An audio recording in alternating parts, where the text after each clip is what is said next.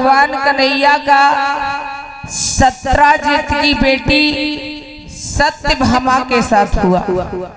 चौथा विवाह सूर्य की पुत्री यमुना, जिसे कालिंदी भी कहते हैं, इनके साथ हुआ। पांचवा विवाह नग्नजित की बेटी सत्या के साथ हुआ। छठवा विवाह बिंद्रसेन की पुत्री मित्रविंदी के साथ हुआ। सातवां विवाह भगवान कन्हैया का गए नरेश की पुत्री भद्रा के साथ हुआ। और आठवां विवाह भगवान कन्हैया का भद्रभूप की बेटी लक्ष्मणा के साथ हुआ। इस तरीके से भगवान कन्हैया के 16,108 पटरानियां थी। 108 पटरानियां। मेरे गुरुदेव बताते थे, बता दूं मैं गुरुदेव मेरे कौन थे? स्वर्गीय श्री राम बहादुर शास्त्री जी, शिकोहाबाद के रहने वाले। आपके यहाँ 2 बार उनकी कथा भी हो चुकी है। राम बहादुर शास्त्री जी मेरे गुरुजी भी हैं और मेरे मौसा जी भी हैं। उन्हीं की कृपा से आज आपके नगला बाबा में इस व्यासपीठ पर मैं बैठी हुई हूँ। अब वो इस दुनिया में नहीं रहे। स्वर्गीय श्री राम बहादुर शास्त्री जी की शिष्या हूं मैं। इस तरीके से 16,108 पटरानियां भगवान कन्हैया के ये थी। बताया जाता है कि 9वां विवाह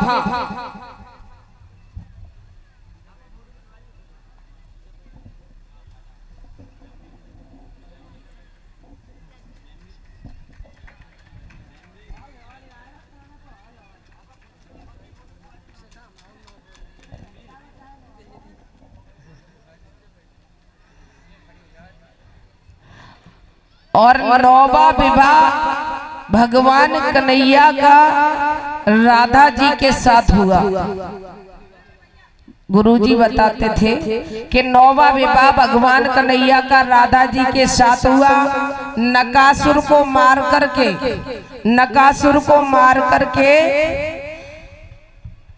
16,100 कन्याएं बंदी घर से निकली और सबके साथ भगवान कन्हैया ने अलग अलग रूपों में शादी की थी।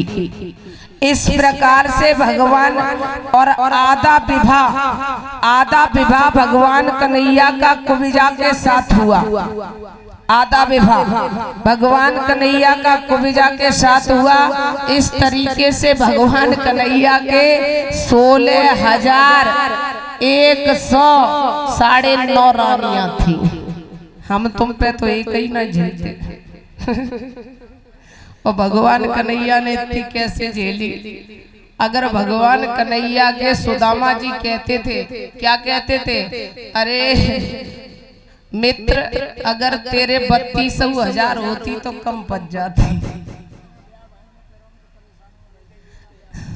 जिन लला को अबे ही ब्याह हो। अब जी कहता है कि मैं तो एक ही थे परेशान। लला कहता है एक दिन गैप कर लो, बस कथा को एक दिन गैप कर लो, लगातार चल रही है। और पता है क्या कहता है? लला की बहू घर में नहीं आए भाई, 2 दिन लला को फोन मिलो और तीसरे दिन बहू ने फोन जब्त कर लो। हमाओ ले जाओ, पौ दे जाओ। अब सोचो, हमाओ ले जाओ और अपना फोन दे जाओ। अब डील कर रही है घरे बैठी, जो ही फोन आता है सब डील कर लेती है। लला के बैंड तो 4 दिन में बज गए। बड़ा खुशी भाई, ब्याह हो जाए। और ब्याह की खुशी में लला ने दीदी को नहीं पूछो,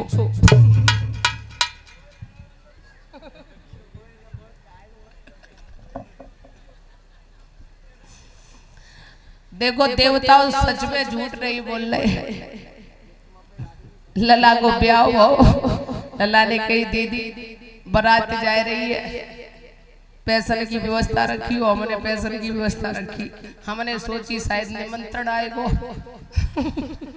लला अकेली नारी ब्याह लाई, कहाँ से हमें निमंत्रण मिलतो। अब जे जो हमारे जे साथ में वे तो बेचारे बेशरमई थे गए, हम पे बेशरमई लादी न जाते। बिना बुलाए जो जात वापे पेल पेल जूता पत्थर, सही बता रहे।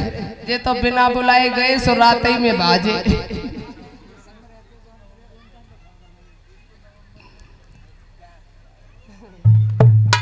परेशान न हो, एक की दावत न मिली दूसरे की मिल जाएगी। देखो विवाह ना विवाह 4 प्रकार के होते हैं। एक तो होता है स्वयंवर, जो लड़की स्वयं अपने वर की तलाश करे।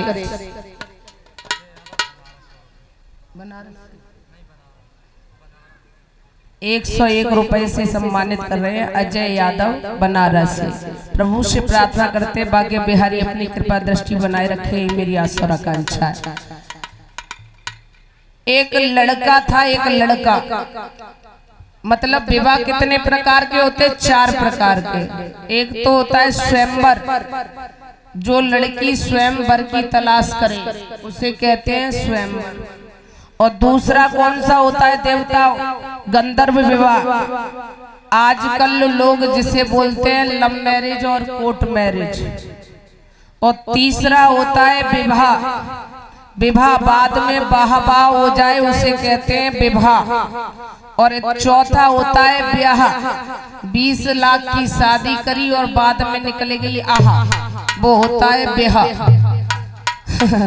तो ये 4 तो विवाह हो गए। मैया जब पत्नी घर में आए पहली साल देरी के पैर छुएगी, सास ससुर के पैर छुएगी, जेठ जेठानी के पैर छुएगी, तो पतिदेव का कहते हैं हमें तो बड़ा प्यारी नारी मिली है। हमने गंगा जी में उल्टे है कि सीधे है कि जो वही होंगे, तब हमें ऐसी धर्म पत्नी मिली है। तो पहला विवाह जब पत्नी घर में आती है ना, तो 1 साल तक पति बड़बड़ाते हैं पति, और पत्नी सुनती रहती है। और दूसरी साल लगी सोई पत्नी बड़बड़ान लगत, पति सुनन लगत। और तीसरी साल लगी सोई पत्नी बड़बड़ान लगत, और अड़ोसी पड़ोसी सुनन लगत। तो तासे एक समर की रही हो। एक लड़का था, वो अपनी ससुराल गया। ससुराल का मतलब होता है सुख की